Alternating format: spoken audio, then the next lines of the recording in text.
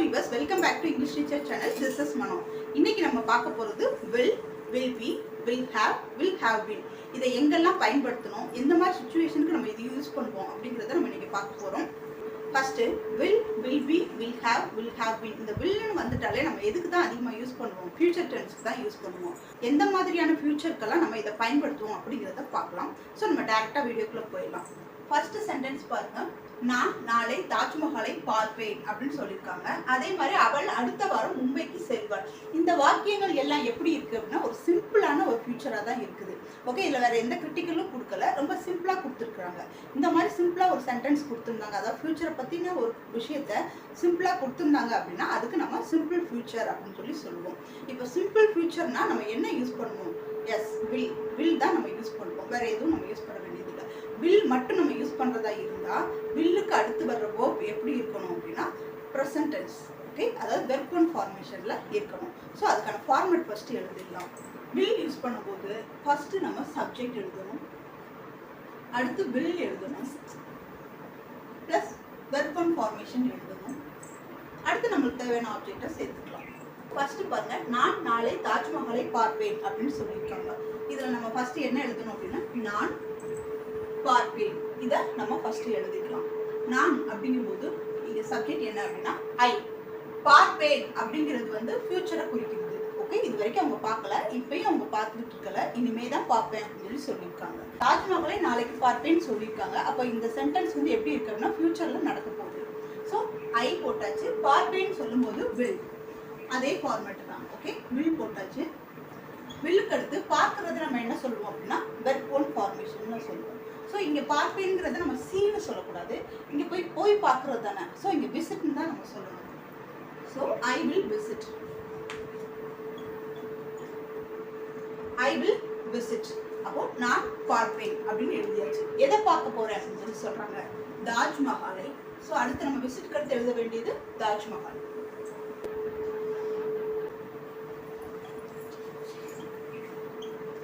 தாஜ்மஹால். எப்பவுமே இந்த நாள் வரும்போது, நாள் ஒரு நேரத்தை குறிக்கும் போது அந்த சென்டென்ஸ், அந்த வாக்கியம் வந்து எப்பவுமே எப்படிதான் எழுதணும் அப்படின்னா கடைசி தான் எழுதணும். ஸோ இங்க நாளை அப்படிங்கும்போது அதை நம்ம கடைசியா தான் எழுதணும். நாளைங்கிறத டுமாரோ. ஸோ இந்த டுமாரோங்கிற வாக்கியத்தை, இந்த டுமாரோங்கிற வேர்டை நம்ம கடைசி தான் எழுதணும். நாள்னு குறிக்குது இல்லையா? ஸோ நாளை குறிக்கிறதுனால நம்ம கடைசியா எழுதியிருக்கோம். இப்போ பாருங்க, I will visit the Taj Mahal tomorrow. நான் நாளை தாஜ்மஹாலை பார்ப்பேன். ஸோ இந்த சென்டென்ஸ் எப்படி இருக்கு? ரொம்ப சிம்பிளான ஒரு ஃபியூச்சர் டென்ஸ்ல இருக்கு. அடுத்ததை பாருங்க, அவள் அடுத்த வாரம் மும்பைக்கு செல்வாள். இந்த சென்டென்ஸை என் கூட சேர்த்து நீங்களும் ட்ரை பண்ண போறீங்க. நீங்க ஒரு பேப்பர் எடுத்துக்கோங்க, எடுத்துட்டு நான் எழுதுறதுக்கு முன்னாடியே நீங்க ஒரு டைம் எழுதிட்டு கரெக்ட் பண்ணுங்க. ஓகேவா? இப்போ ஃபர்ஸ்ட் பாருங்க, அவள் அடுத்த வாரம் மும்பைக்கு செல்வாள். இப்போ நம்ம ஃபர்ஸ்ட் என்ன எழுதணும்? சப்ஜெக்ட், அடுத்து verb. இதை ரெண்டையும் நம்ம எழுதிக்கலாம். சப்ஜெக்ட் வந்து அவள், ஸோ he. சப்ஜெக்ட் வந்து அவள், ஸோ she. ஓகே, verb என்ன? செல்வாள் அப்படின்னு சொல்லியிருக்காங்க. செல்வாள்ங்கிறது ஃபியூச்சர். அப்போ ஃபர்ஸ்ட் என்ன போடணும்? will யூஸ் பண்ணணும். go. ஓகே, go போட்டுக்கோ. ஒருவேளை அவங்க அவள் அடுத்த வாரம் மும்பைக்கு பயணம் செல்வாள் அப்படின்னு கொடுத்துருந்தாங்க அப்படின்னா நம்ம இங்க என்ன போடணும்? டிராவல்னு போடணும். ஆனா இங்க செல்வாள் மட்டும்தான் கொடுத்துருக்காங்க. ஸோ செல்வாள்னு கொடுக்கும்போது நம்ம verb என்ன யூஸ் பண்ணணும்? go மட்டும் யூஸ் பண்ணா போதும். டிராவல் யூஸ் பண்ண வேண்டியது இல்லை. டிராவல்னா வேற, பயணம் செய்தது. இங்க போறது மட்டும் தான் சொல்லிருக்காங்க. ஸோ நம்ம go மட்டும் போட்டா போதும். she will go. அவள் செல்வாள். எங்க செல்வாள்? மும்பைக்கு. ஸோ மும்பைக்கு இக்குன்னு போகும்போது, இக்குன்னு சொல்லும் போதே நம்ம to யூஸ் பண்ணணும்.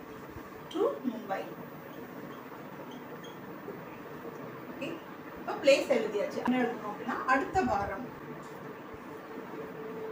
Next week. Next week. she will go to Mumbai next week. அவள் அடுத்த வாரம் எங்க போறாங்க? மும்பைக்கு போறாங்க.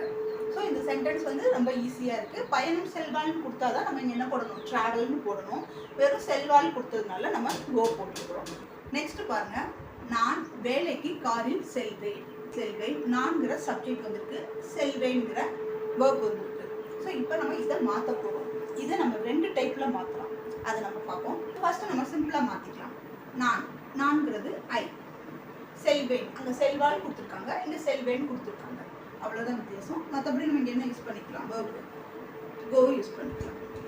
ஓகே, ஐ வில் கோ, நான் செல்வேன். இப்போ நம்ம எங்க போறோம்னு சொல்லி எழுதணும் இல்லையா, வேலைக்கு, டு ஒர்க். இக்குன்னு சொல்லியிருக்காங்க இல்லையா, ஸோ டு யூஸ் பண்ணுவோம். வேலைக்கு அப்படின்னு சொல்லும்போது to work. I will go to work, நான் வேலைக்கு செல்வேன். எதுல போறாங்க, கார்ல போறாங்க.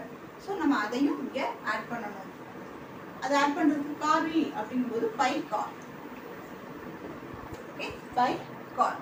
இப்போ பாருங்க, நான் வேலைக்கு காரில் செல்வேன் அப்படிங்கிறத I will go to work by car அப்படின்னு எழுதலாம். இது ஒரு டைப். இந்த சென்டென்ஸை வேற ஒரு டைப்லையும் எழுதலாம். இதை எப்படி எழுதுறது அப்படின்னா, ஃபர்ஸ்ட் நம்ம சப்ஜெக்ட் போட்டுக்கலாம். சப்ஜெக்ட் வந்து மாறாது. வேர்ப், வேர்ப் வந்து வில் கோன்னு பார்த்தோம் இல்லையா. ஸோ இங்கே வந்து நம்ம என்ன எழுத போறோம் அப்படின்னா will take.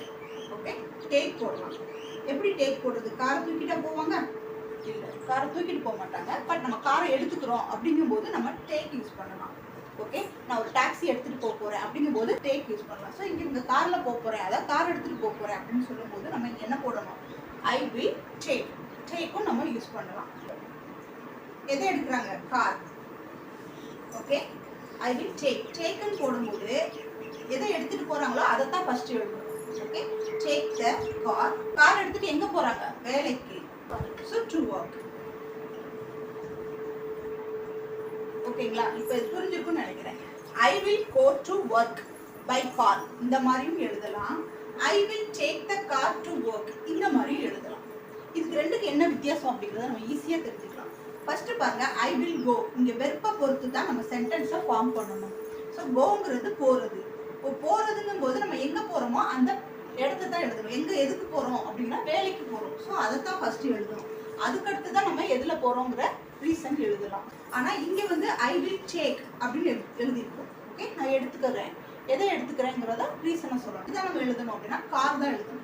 Okay, I will டேக்னு நம்ம கொடுக்கும்போது ஃபர்ஸ்ட் கார் எழுதிட்டு அதுக்கப்புறம் நீங்க எங்க போறீங்களோ அதைத்தான் நம்ம எழுதணும். ஆனா இங்க வந்து அப்படி கிடையாது. அப்போ வெர்புக்கு ஏற்ற மாதிரி தான் நம்ம சென்டென்ஸை ஃபார்ம் பண்ணணும். இதையும் நம்ம தெரிஞ்சுக்கணும். பை கார் டு ஒர்க் அப்படி நம்ம ஃபார்ம் பண்ணிடக்கூடாது. ஸோ அது வந்து மிஸ்டேக்கான ஒரு சென்டென்ஸ். ஸோ நம்ம வெர்பை பொறுத்து தான் அதுக்கடுத்து ஃபார்ம் பண்ணுற சென்டென்ஸும் இருக்குது. அதுக்காக தான் நம்ம ரெண்டையும் நான் உங்களுக்கு சொல்லியிருக்கேன். சிம்பிள் ஃபியூச்சரை பொறுத்தவரையிலையும் ஸ்ட்ரக்சர் வந்து நம்மளுக்கு மாறாது. Subject, will, verb one formation, அடுத்து ஆப்ஜெக்ட். அந்த ஃபார்மேட்டில் தான் நம்ம சிம்பிள் ஃபியூச்சரை எழுதணும். இப்போ பாருங்க, அவர்கள் போட்டியை பார்ப்பார்கள் அப்படின்னு சொல்லியிருக்காங்க. இங்கே சப்ஜெக்ட் என்ன அப்படின்னா அவர்கள், வெர்ப் என்ன, பார்ப்பார்கள். ஃபர்ஸ்ட் நம்ம இதை எழுதிக்கலாம். அவர்கள் அப்படிங்கும்போது தே. வெர்ப் என்ன, ஃபர்ஸ்ட் நம்ம ஆக்சிலரி வெர்பான will யூஸ் பண்ணிப்போம். அடுத்து மெயின் வெர்ப் என்ன அப்படின்னா இங்க வாட்ச். ஓகே, பார்ப்பார்கள் அப்படிங்கறத வாட்ச். I will watch. அவர்கள் பார்ப்பார்கள் நம்ம எப்படி எழுதணும் அப்படின்னா they will watch. அவர்கள் பார்ப்பார்கள். எதை பார்ப்பாங்க அப்படின்னா போட்டியை. ஸோ ஏதோ மேட்ச் பார்க்குறாங்க. அப்போ நம்ம இந்த மேட்ச் எழுதிக்கலாம். the match. Okay, they will watch the match. அவர்கள் போட்டியை பார்ப்பார்கள். இது ரொம்ப சிம்பிளா தான் இருக்கு. அந்த ஃபார்மட்ல தான் நம்ம எழுதிருக்கோம். இப்போ பாருங்க, அடுத்து நான் வந்தவுடன் உங்களை அழைப்பேன். ஓகே, சென்டென்ஸ் என்னவோ சிம்பிளா தான் இருக்கு. இதை நம்ம ரெண்டா பிரிச்சு எழுதினாதான் கன்ஃபியூஸ் ஆகாம இருக்கும். ஃபர்ஸ்ட் பாருங்க, நான் வந்தவுடன். ஓகே, இதை தனியா பிரிச்சுக்கலாம். உங்களை அழைப்பேன் அப்படிங்கும்போது இங்க சப்ஜெக்ட் என்ன வந்துடும், நான் தான் திரும்ப வரும். ஸோ நான் உங்களை அழைப்பேன், நான் வந்தவுடன். சப்ஜெக்ட் என்ன அப்படின்னா ஐ. அப்போ நான் உங்களை அழைப்பேன். அழைப்பேன்ங்கிறத என்ன எழுதுவோம் அப்படின்னா கால். கால் பண்ணுவோம்னு சொல்லுவோம் இல்லையா. So I will call. யார, உங்களை. So I will call you. நான் உங்களை அழைப்பேன். ஃபர்ஸ்ட் நம்ம இந்த சென்டென்ஸை கம்ப்ளீட் பண்ணிட்டோம். ஓகே, அடுத்து நம்ம என்ன பண்ணணும், நான் வந்தவுடன். இதைத்தான் நம்ம எழுதணும். ஸோ நான் வந்தவுடன் அப்படிங்கிறத என்ன எழுதணும், திரும்பவும் நம்ம என்ன எழுதணும்னா சப்ஜெக்ட் எழுதணும். ஓகே, ஐங்கிற சப்ஜெக்ட் எழுதிக்கணும். அடுத்து வந்தவுடன். ஸோ வந்தவுடன் அப்படிங்கிறது நம்ம என்ன சொல்லுவோம், அரைவ். இங்கேயும் நம்ம வெர்ப் வந்து எந்த ஃபார்ம்ல தான் இருக்கணும் அப்படின்னு கேட்டா வெர்ப் ஒன் ஃபார்மேஷன், அதாவது ப்ரெசன்ட் ஃபார்மேஷன்ல தான் இருக்கணும். இங்க வந்து ஐ அரைவ் மட்டும் போட்டா போதும், ஐ வில் அரைவ் தேவை கிடையாது. ஏன் அப்படின்னா ஒரு சென்டென்ஸ்ல நம்ம ஒரு டைம் என்னது ஆக்சிலரி வெர்ப் யூஸ் பண்ணிட்டா போதும். அதுக்கு அடுத்தது நம்ம ஆக்சிலரி வெர்ப் யூஸ் பண்ணணுன்ற அவசியம் கிடையாது. So I arrive. நான் வந்தவுடன் நான் உங்களை அழைப்பேன். ஓகே, நான் வந்தவுடன் உங்களை அழைப்பேன். அவ்வளவுதான், சிம்பிளா எழுதியாச்சு. இங்க நடுவில் நம்ம கேப் இருக்கும் பாத்தீங்களா. ஸோ அதை நம்ம ஃபில் பண்ணோம். அப்போ அதை நம்ம ஃபில் பண்ணுறதுக்கு என்ன செய்யணும்? as soon as. Okay, as soon as போட்டு as soon as போட்டு இந்த சென்டென்ஸை நம்ம என்ன செஞ்சுக்கலாம்? கம்ப்ளீட் பண்ணிக்கலாம். ஏன்னா இப்போ இது ஒரு சென்டென்ஸ்னு பார்த்தோம், இது ஒரு சென்டென்ஸ்னு பார்த்தோம். இந்த ரெண்டு சென்டென்ஸையும் கனெக்ட் பண்ணுற வேர்டு தான் என்ன அப்படின்னா as soon as. ஓகே, ரெண்டு சென்டென்ஸை கனெக்ட் பண்ணுறதுக்கு நம்ம என்ன செய்வோம் அப்படின்னா லிங்கிங் வேர்ட்ஸ் யூஸ் பண்ணுவோம். ஸோ அப்படி யூஸ் பண்ணுற வேர்டு தான் நம்மளுக்கு இங்கே as soon as. இந்த as soon as பற்றி லிங்கிங் வேர்ட்ஸை பற்றி நான் கண்டிப்பாக ஒரு வீடியோ அப்லோட் பண்ணுறேன். இப்போ நம்ம அடுத்து will be பார்க்கலாம். இப்போ will be-யை வச்சு ஒரு சென்டென்ஸை ஃபார்ம் பண்ண போகிறோம் அப்படின்னா அந்த சென்டென்ஸ் வந்து எப்படி இருக்கும்? கண்டினியூஸ் டென்ஸில் தான் இருக்கும். அதுவும் will யூஸ் பண்ணுறதுனால அது எந்த கண்டினியூஸில் இருக்கும்? ஃபியூச்சர் கண்டினியூஸ் டென்ஸில் இருக்கும். ஃபியூச்சர் கண்டினியூஸ் டென்ஸ்னா என்ன அப்படிங்கிறது தெரிஞ்சாதான் சென்டென்ஸ் முதல் ஃபியூச்சர் கண்டினியூஸ் டென்ஸில் இருக்கா அப்படிங்கிறத நம்ம தெரிஞ்சுக்க முடியும். And actions will be ongoing at the certain point in the future. Okay, இந்த சென்டென்ஸ்லாம் எப்படி இருக்கும் அப்படின்னு கேட்டால் ஒரு ஃபியூச்சர் டென்ஸை வந்து நடந்துக்கிட்டு இருக்குது. ஆன்கோயிங்னா நடந்து கொண்டு இருக்கிற செயலுக்கு. ஸோ இப்போ நடக்கலை, ஃபியூச்சரில் இது நடந்து கொண்டே இருக்கும்னு சொல்லுவாங்க இல்லையா, அந்த மாதிரி ஆக்ஷனில் இருக்கிற சென்டென்ஸ் தான் நம்ம யூஸ் பண்ணுவோம். ஸோ இப்போ இது எந்த ஆக்ஷனில் இருக்குது அப்படின்னு நம்ம பார்க்கலாம். ஃபர்ஸ்ட் பாருங்க, நான் இரவு 8 மணிக்கு படம் பார்ப்பேன் அப்படின்னு சொல்லியிருக்காங்க. ஸோ ஒரு படம் பார்ப்பேன் அப்படின்னு சொல்லும்போது அந்த ஆக்ஷன் வந்து எப்படி இருக்கும்? கண்டினியூஸாக நடந்துக்கிட்டு இருக்கும். 8 மணிக்கு நான் படம் பார்ப்பேன் அப்படின்னு சொல்லும்போது அங்கே பார்க்குற செயல் வந்து எப்படி இருக்கும் அப்படின்னா தொடர்ந்து நடந்துகிட்டு இருக்கும். ஸோ ஒரு செயல் வந்து நடந்து கொண்டு இருக்கிறது தான் நம்ம என்ன சொல்லுவோம் அப்படின்னா கண்டினியூஸ்ன்னு சொல்லுவோம். இது ஃபியூச்சரில் நடக்கிற கண்டினியூஸ்னால இது ஃபியூச்சர் கண்டினியூஸ் டென்ஸ். இதுக்கான ஃபார்மட் என்ன அப்படின்னு கேட்டால் ஃபர்ஸ்ட் சப்ஜெக்ட், அடுத்து will be. will be continuous டென்ஸ்னாலே நம்ம என்னதான் போட்டு எழுதணும் அப்படின்னா வெர்போட ing போட்டு தான் எழுதணும். ஓகே, இதுதான் இதுக்கான ஃபார்மட். அதுக்கடுத்து நம்மளுக்கு தேவையான ஆப்ஜெக்ட் போட்டுக்கலாம். இதை மாற்றும் போது இன்னும் நம்மளுக்கு ஈஸியாக புரியும். ஃபர்ஸ்ட் பாருங்க, நான் பார்ப்பேன், அதை நம்ம எழுதிக்கலாம். நான் பார்ப்பேன் அப்படிங்கும்போது I will be வாட்சிங். பார்க்குறது இங்கே என்ன அப்படின்னா வாட்சிங். ஏன்னா மூவிங்கிறதுனால நம்ம வாட்சிங் தான் எழுதணும். ஸோ ஒரு சில வேர்பெல்லாம் அந்த சென்டென்ஸ்க்கு ஏற்ற மாதிரி தான் நம்ம எழுதிக்கணும். ஸோ வாட்சிங் போட்டாச்சு. என்ன அடுத்து என்ன எழுதணும் அப்படின்னா படம். ஸோ வாட்சிங் த மூவி. ஸோ வெர்புக்கு அடுத்து நம்ம யூஸ் பண்ணுற ஆப்ஜெக்ட் வந்து எப்படி இருக்கணும் அப்படின்னா வெர்போட ரிலேட்டடாக இருக்கிற மாதிரி இருக்கணும். ஸோ வாட்சிங்னு பார்க்கும்போது பார்ப்பேன்கிற ஒரு செயலை நம்ம சொல்லிட்டோம். எதை பார்ப்பேன்கிற செயல், எதை பார்ப்பேன் அப்படிங்கிறது வந்து அந்த வெர்புக்கு அடுத்து நம்ம எழுதிக்கணும். அதனால நம்ம இங்கே என்ன போட்டிருக்கோம்னா அதனால இங்கே என்ன யூஸ் பண்ணியிருக்கோம்? மூவி, அதாவது படம், த மூவி. அடுத்து இந்த மூவி அவங்க எத்தனை மணிக்கு எப்போ பார்க்குறாங்க அப்படின்னா இரவு 8 மணிக்கு. ஸோ அந்த டைமிங்கை நம்ம லாஸ்ட்டாக எழுதணும். ஆல்ரெடி பார்த்துருக்கோம் டைமிங், டேட்டு இந்த மாதிரி விஷயங்கள் எல்லாம் எப்படி வரும் அப்படின்னா ஒரு சென்டென்ஸில் ஃபைனலில் தான் நம்ம கொடுப்போம். இங்கே வந்து பாருங்க இரவு 8 மணிக்கு. ஸோ இங்கே இரவு 8 மணிக்கு அப்படிங்கும்போது நம்ம at 8 PM. Okay, at 8 PM. அப்போ இந்த சென்டென்ஸ் ரொம்ப ஈஸியாக தானே இருக்குது. சப்ஜெக்ட் போட்டிருக்கோம், அடுத்து will be யூஸ் பண்ணியிருக்கோம், வெர்போட ing போட்டு எழுதியிருக்கோம், அடுத்து ஆப்ஜெக்ட் போட்டு நம்ம யூஸ் பண்ணியிருக்கோம். So I will be watching the movie at 8 PM. நான் 8 மணிக்கு எனது படம் பார்ப்பேன் அப்படின்னு சொல்லியிருக்காங்க. அடுத்த சென்டென்ஸ் பாருங்க, நாளை இந்த நேரத்தில் நாங்கள் கோவாவிற்கு விமானத்தில் செல்வோம். சென்டென்ஸ் வந்து பெருசாக இருக்கா சின்னதாக இருக்கா அப்படிங்கிறதெல்லாம் நீங்கள் பார்க்காதீங்க. சென்டென்ஸை ஃபார்ம் பண்ண தெரிஞ்சிட்டாலே எவ்வளோ பெரிய சென்டென்ஸ் கொடுத்தாலும் நம்மளால் என்ன பண்ணிக்க முடியும்? ஃபார்ம் பண்ணிக்க முடியும். அதுக்கு ஃபஸ்ட்டு நம்ம சப்ஜெக்ட், வேர்ப் அந்த ஃபார்மெட் நம்மளுக்கு தெரிஞ்சுக்கணும். ஸோ நம்மளுக்கு இதே ஃபார்மெட் தான், ரொம்ப சிம்பிளாக தான் இருக்குது. இந்த ஃபார்மெட் எப்பவுமே சிம்பிளாக தான் இருக்கும். நம்ம தான் அந்த சென்டென்ஸை கனெக்ட் பண்ணி எழுதிக்கிட்டு இருக்கோம். இப்போ பாருங்க, நாளை இந்த நேரத்தில் நாங்கள் கோவாவுக்கு விமானத்தில் செல்வோம்னு சொல்லியிருக்காங்க. இங்கே சப்ஜெக்ட் என்ன அப்படின்னா நாங்கள். ஓகே, செயல் என்ன நடக்குது? இங்கே என்ன செயல்? செல்வோம் அப்படிங்கிற செயல் நடக்குது. இப்போ நடக்கல, ஃபியூச்சரில் நடக்க போகுது. இப்போ நம்ம சப்ஜெக்டையும் வெர்பையும் எழுதிக்கலாம். நாங்கள் அப்படிங்கும்போது we யூஸ் பண்ணணும். ஓகே, நாங்கள்ங்கிற சப்ஜெக்ட்க்கு we. அடுத்து செல்வோம் அப்படின்னு சொல்லியிருக்காங்க, we will be. இங்கே செல்வோம்னு சொல்லியிருக்காங்க இல்லையா, இங்கே நம்ம எப்படி எழுதுறது? செல்வோங்கிறத கோன்னு எழுதுறதா, ட்ராவல்னு எழுதுறதா, ட்ரிப்புன்னு எழுதுறதா? எதுவுமே கிடையாது. இங்கே அவங்க எதில் செல்வோம்னு சொல்லியிருக்காங்க? விமானத்தில் செல்வோம்னு சொல்லியிருக்காங்க. அப்போ விமானத்தில் செல்லும் போது அவங்க என்ன செய்வாங்க? பறந்து தான் போவாங்க. அப்போ நம்ம இங்கே என்ன எழுதணும் அப்படின்னா flying. Okay, flying. we will be flying. அடுத்து நம்ம என்ன எழுதுவோம்? சொல்லுங்க, கரெக்டாக கெஸ் பண்ணுங்க. எஸ். நிறைய பேர் என்ன நினைப்பாங்க அப்படின்னா விமானத்தில் அப்படின்னு தான் நினைப்பாங்க. அதை எழுதவே கூடாது. ஏன் அப்படின்னா விமானத்தில் செல்வங்கிறத நம்ம சேர்த்து தான் இங்கே சொல்லணும். ஃப்ளையிங்னு வந்துட்டாலே விமானமும் சேர்ந்து வந்துடும். ஸோ அதை நம்ம தனியாக எடுத்து எழுதணுங்கிற அவசியம் கிடையாது. அப்போ நம்ம இங்கே என்னதான் எழுதணும் அப்படின்னா கோவாவுக்கு அதுதான் எழுத போகிறோம். So to Goa. So to Goa விமானம்ங்கிறத நம்ம எழுதணுங்கிற அவசியம் இல்லை. ஸோ we will be flying to Goa. நாங்கள் கோவாவிற்கு விமானத்தில் செல்கிறோம். ஓகே.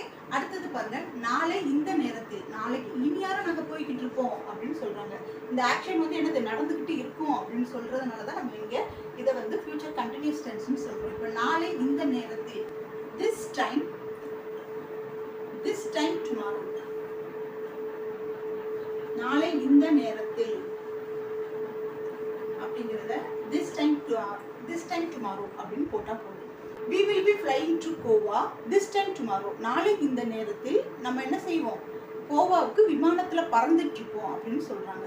ஸோ இந்த ஆக்ஷன் வந்து எப்படி இருக்கு அப்படின்னா will beங்கிறது வந்து எனது ஃபியூச்சர் கண்டினியூஸ் டென்ஸுக்கு பயன்படுத்துகிற ஒரு will beங்கிறது ஃபியூச்சர் கண்டினியூஸ் டென்ஸ்க்கு நம்ம பயன்படுத்துவோம். அப்போ இந்த சென்டென்ஸ் எல்லாமே எப்படி இருக்கு அப்படின்னா ஃபியூச்சர் கண்டினியூஸ் டென்ஸ்ல இருக்குது.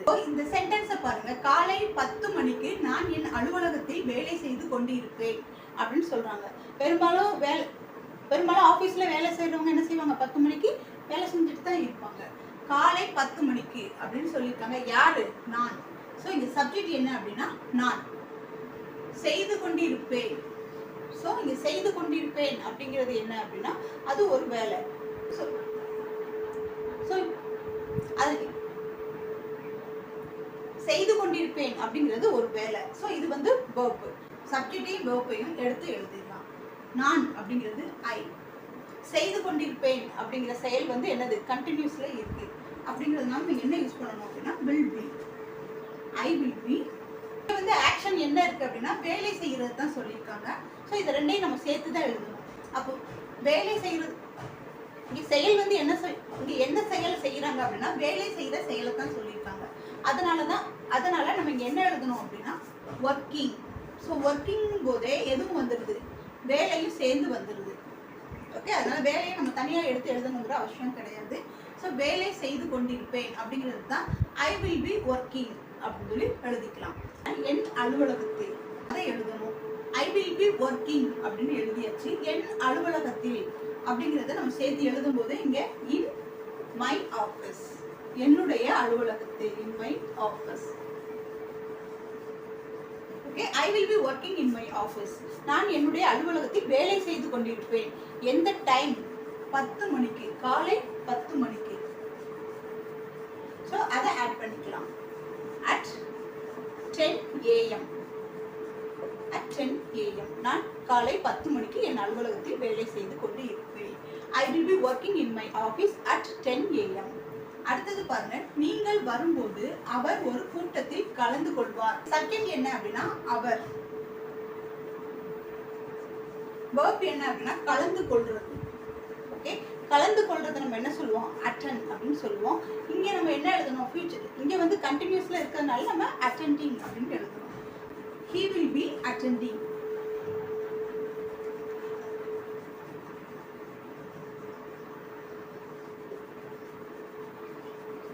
he will be attending. எதுல கலந்துருப்பாரு அப்படின்னு கேட்டா ஒரு கூட்டத்தில். ஒரு கூட்டம்ங்கிறது வந்து கிரவுட் கிடையாது, மீட்டிங். ஓகே. ஸோ ஏன் மீட்டிங், ஏதோ ஒரு மீட்டிங்ல அவர் கலந்துட்டு இருப்பாரு. யார் வரும்போது, நீங்க வரும்போது அப்படிங்கலாம். அடுத்தது நீங்கள் வரும்போது நம்ம அடுத்து ஃபைனல்ல எழுதணும். ஸோ ஃபைனல்ல எழுதணும். இப்போ நீங்கள் வரும்போது அப்படின்னு சொல்லும்போது நீங்கள் வர்றது என்ன சொல்லுவாங்க, யூ அரைவ். நீங்கள் வரும்போது. அப்போ போதுங்கிறது வந்து நம்ம என்ன எழுதணும் அப்படின்னா when. கனெக்ட் பண்றதுக்கு when யூஸ் பண்ணணும். இந்த டபுள் சென்டென்ஸ் இருந்தா நம்ம அதை கனெக்ட் பண்றதுக்கு ஒரு லிங்கிங் வேர்ட்ஸ் யூஸ் பண்ணுவோம். இங்க அந்த லிங்கிங் வேர்ட்ஸ் தான் when. நீங்கள் வரும்போது அவர் கூட்டத்தில் இருப்பார் அப்படின்னு சொல்லியிருக்காங்க. So he will be attending a meeting when you arrive. நீங்கள் வரும்போது. ஓகே.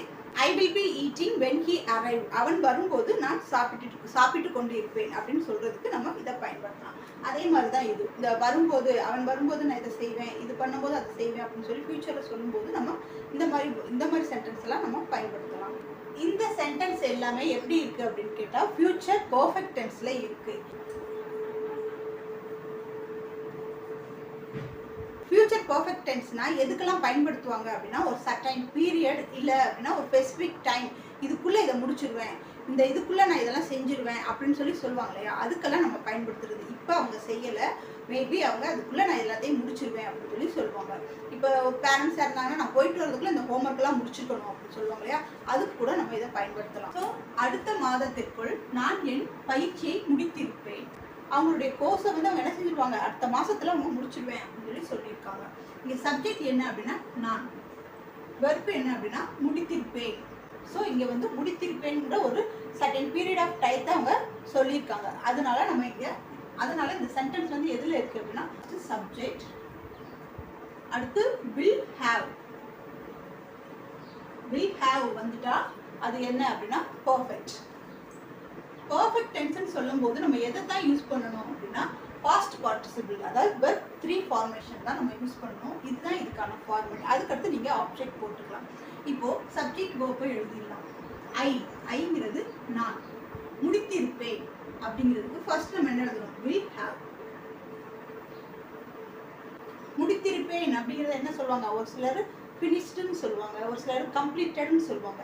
நம்ம இங்கே கோர்ஸுங்கிறதுனால, அதாவது பயிற்சிங்கிறதுனால நம்ம இங்கே என்ன போட்டுக்கலாம், கம்ப்ளீட்டட் அப்படின்னு போட்டுக்கலாம். நீங்கள் ஒரு வேலையை சொல்கிறதா இருந்தால் ஃபினிஷ்டுன்னு போட்டுக்கோங்க. ஒரு கோர்ஸு இல்லை படிக்கிற விஷயங்கள் அந்த மாதிரி இருக்குது, ஒரு படிக்கிற விஷயங்கள் இல்லை ஒரு வேலையை சொல்லியிருக்காங்க அப்படின்னா அதுக்கு நம்ம என்ன செஞ்சலாம் அப்படின்னா கம்ப்ளீட்டட் அப்படின்னு சொல்லலாம். ஒரு புக்கு படிக்கிறத கம்ப்ளீட்டட்னு சொல்லுவாங்க, ஒரு கோர்ஸ் இது ஒரு புக்கு படிக்கிறத கம்ப்ளீட்டட்னு சொல்லுவாங்க, ஒரு கோர்ஸ் முடிக்கிறத கம்ப்ளீட்டட்னு சொல்லுவாங்க. ஒரு பில்டிங் கான்ட்ராக்ட் எடுத்துருக்காங்க, இதுக்குள்ள நான் முடிச்சிருவேன்னு சொன்னாலும் நம்ம கம்ப்ளீட்டட்னு போட்டுக்கலாம். இது கோர்ஸுங்கிறதுனால நம்ம கம்ப்ளீட்டட் அப்படின்னு போட்டுருக்கோம். ஐ வில் ஹேவ் கம்ப்ளீட்டட்ங்கும் போது நான் முடித்திருப்பேன். எதை முடிச்சிருப்பாங்க அப்படின்னா அவங்களுடைய பயிற்சியை. ஸோ அவங்களுடைய பயிற்சி அப்படிங்கும்போது மை கோர்ஸ், என்னோட கோர்ஸை எப்போ முடிச்சிருப்பாங்க, அடுத்த மாதத்திற்குள். ஸோ அடுத்த மாதத்திற்குள் அப்படிங்கும்போது பை நெக்ஸ்ட் மந்த், அடுத்த மாதத்திற்குள் என்னுடைய பயிற்சியை முடித்திருப்பேன். I will have completed my course by next month. அடுத்த மாசத்துக்குள்ள என்னுடைய பயிற்சியை முடிச்சிருப்பேன். அடுத்தது பாருங்க, அடுத்த ஆண்டிற்குள் அவர்கள் புதிய மால் கட்டி இருப்பார்கள். ஒரு பெரிய மால் வந்து கட்டுறாங்க, அடுத்த வருஷத்துக்குள்ள கட்டிட்டு இருப்பாங்க. பெரிய பெரிய மால்ல என்ன செய்வாங்க அப்படின்னா 2 வருஷம் 3 வருஷம் கட்டிட்டு இருப்பாங்க. இந்த சப்ஜெக்ட் என்ன அப்படின்னா அவர்கள், வெர்ப் என்ன, கட்டி இருப்பார்கள். ஸோ கட்டி இருப்பார்கள் தான் சொல்லியிருக்காங்க. முடித்திருப்பார்கள்னா கூட கம்ப்ளீட்டட் போடலாம். கட்டி இருப்பார்கள், ஸோ கட்டி இருப்பார்கள்ங்கிறதுனால பில்டு போட்டிருக்கோம். ஃபர்ஸ்ட் ஃபார்ம்ல பில்டு தான் வரும், செகண்ட் ஃபார்ம்லயும் பில்டு தான் வரும், தேர்ட் ஃபார்ம்லயும் பில்டு தான் வரும். ஆனால் இந்த பில்டுக்கு வந்து நம்ம என்ன யூஸ் பண்ணியிருக்கோம், இந்த டி யூஸ் பண்ணியிருக்கோம். நார்மலாக இதோட பேட்டர்ன் என்ன அப்படின்னா ஃபர்ஸ்ட் ஃபார்முக்கு இந்த பில்டு யூஸ் பண்ணுவோம், செகண்ட் ஃபார்முக்கு அதே பில்டு தான் வரும். பட் தேர்ட் ஃபார்முக்கு என்ன அப்படின்னா பில்டு இந்த டி வரும். ஓகேங்களா? ஸோ இங்கே பாஸ்ட் பார்ட்டிசிபிள்னால நம்ம இந்த பில்ட் யூஸ் பண்ணியிருக்கோம். ஸோ புதிய மால் அப்படிங்கும்போது த நியூ, அடுத்த ஆண்டுக்குள் அப்படின்னு சொல்லும்போது இந்த குள் அந்த மாதிரி இதுக்குள்ளே இதை முடிச்சிருவோம், இதுக்குள்ளே இது பண்ணிடுவோம் அப்படிங்கும்போது பெரும்பாலும் நம்ம என்ன தான் யூஸ் பண்ணுவோம், பை தான் யூஸ் பண்ணுவோம். இங்கே எப்படி பை யூஸ் பண்ணியிருக்கோம், அடுத்த மாதத்திற்குள் அப்படிங்கும்போது பை நெக்ஸ்ட் மந்த் அப்படின்னு யூஸ் பண்ணியிருக்கோம். இப்போ அடுத்த ஆண்டுக்குள் அப்படின்னு சொல்லும்போது by next year, by next year இந்த மாதிரி போட்டுக்கிறோம். இதுதான் இதோட ஃபார்மேட். இது உங்களுக்கு கொஞ்சம் ஈஸியாக இருக்கும். இதில் இன்னும் 2 சென்டென்ஸ் பார்த்தா இன்னும் ஈஸியாக புரிஞ்சிடும். இந்த வாக்கியங்களே எப்படி இருக்குது அப்படின்னா ஃபியூச்சர் பெர்ஃபெக்ட் டென்ஸில் இருக்குது. இந்த வாக்கியங்களும் ஃபியூச்சர் பெர்ஃபெக்ட் டென்ஸில் இருக்குது. நீங்கள் வரும் நேரத்தில் அவள் வீட்டு பாடத்தை முடித்திருப்பாள் அப்படின்னு சொல்கிறாங்க.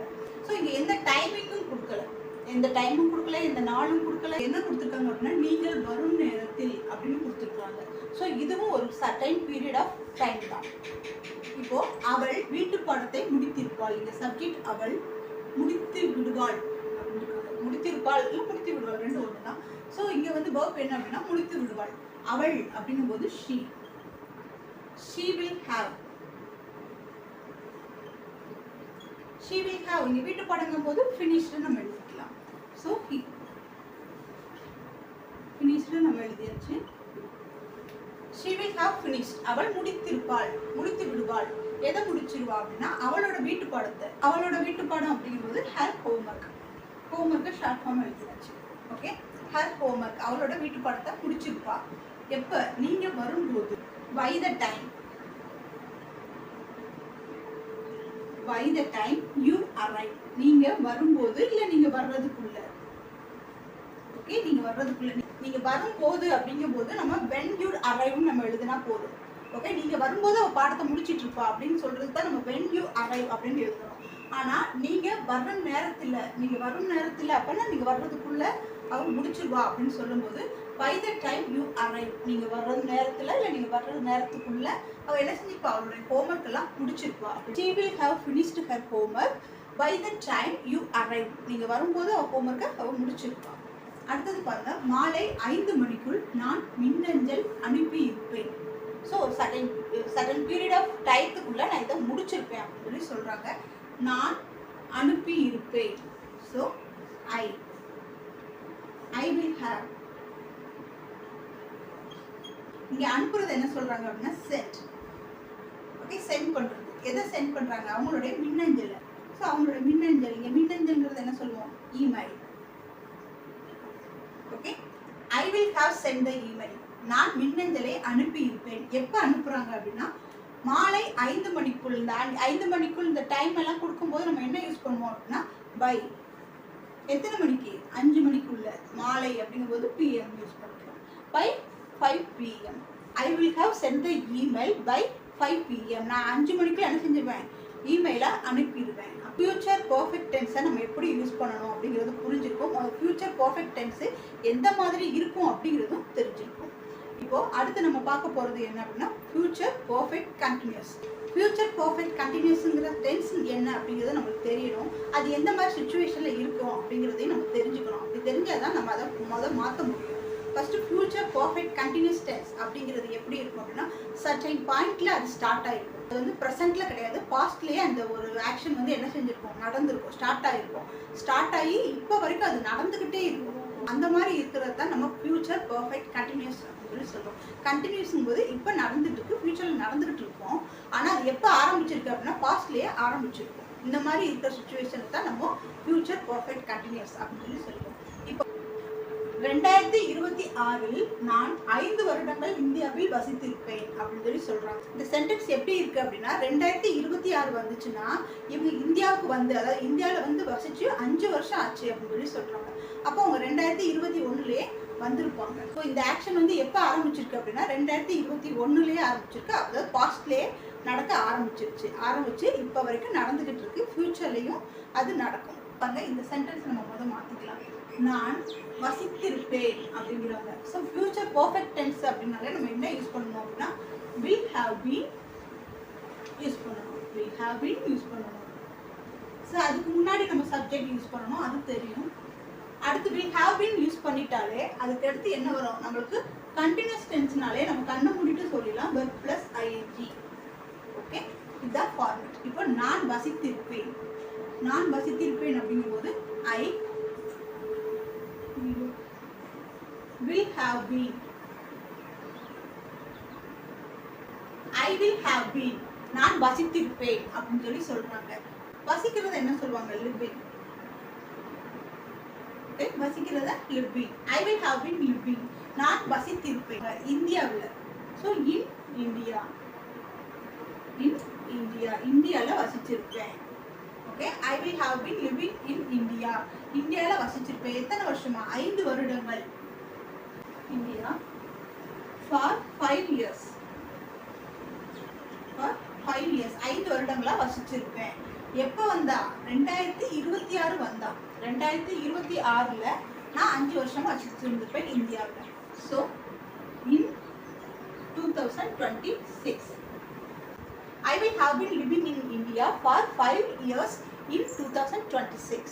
26 வந்தா நான் என்ன செஞ்சிருப்பேன்? இந்தியாவில் வசிச்சு 5 வருஷம் ஆச்சு அப்படின்னு சொல்றாங்க. அடுத்தது பாருங்க, நாள் முடிவதற்குள் அவள் 3 மணி நேரம் சுத்தம் செய்திருப்பாள் அப்படின்னு சொல்றாங்க. அவங்க ஏற்கனவே அந்த வேலையை ஸ்டார்ட் பண்ணிட்டாங்க. இப்போ சப்ஜெக்ட் என்ன அப்படின்னா அவளுக்கும் போது ஷீ. செய்திருப்பாள் என்ன செய்திருப்பாள்? சுத்தம் செய்திருப்பாள். ஸோ இதையும் நம்ம சேர்த்து தான் சொல்லணும். ஸோ இங்கே she will have been. she will have been. சுத்தம் செய்யறது நம்ம என்ன சொல்லுவோம்? cleaning.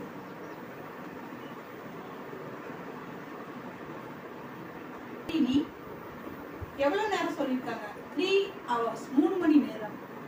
for 3 hours. இப்ப இந்த நாள் முடியறதுக்குள்ள எவ்வளவு நேரம் செஞ்சிருப்பா இந்த வேலையை? 3 மணி நேரம் செஞ்சிருப்பா. நாள் முடிவதற்குள்ள அப்படிங்கறத by the end of the day. by the end of the day. by the end of the day அப்படிங்கிறது நாள் முடிவதற்குள்ள. சோ நாள் முடிவதற்குள்ள அவங்க 3 மணி நேரம் அதை சுத்தம் செஞ்சிருப்பாங்க. she will have been cleaning for 3 hours by the end of the day. இந்த நாள் முடிவதற்குள்ள அவங்க 3 மணி நேரம் சுத்தம் செஞ்சிருப்பாங்க. இப்போ இந்த சென்டென்ஸை பாருங்க. அடுத்த மாதத்திற்குள் நான் 10 வருடங்கள் இந்த கம்பெனியில் வேலை செய்திருப்பேன் அப்படின்னு சொல்லி சொல்றாங்க. இந்த சென்டென்ஸ்ல அவங்க என்ன கன்வே பண்ண வராங்க அப்படின்னா, அடுத்த மாசம் வந்தா நான் இந்த கம்பெனில வேலை செஞ்சு 10 வருஷம் ஆகுது அப்படின்னு சொல்லி சொல்றதுதான். இப்போ இதை நம்ம எழுத போறோம். நான்ங்கிறதுக்கு வந்து ஐ வேலை செய்திருப்பேன் அப்படின்னு சொல்றாங்க. So I will have been. அப்போ இப்போ அவங்க செஞ்சுக்கிட்டு தான் இருக்கிறாங்க. ஓகே, ஃபியூச்சர்ல அவங்க செஞ்சுட்டு தான் இருப்பாங்க. அப்போ இது கண்டினியூஸ்ல இருக்கிறதுனால நம்ம ஒர்க்கிங். ஏன்னா இந்த சென்டென்ஸ் எதுல இருக்கு?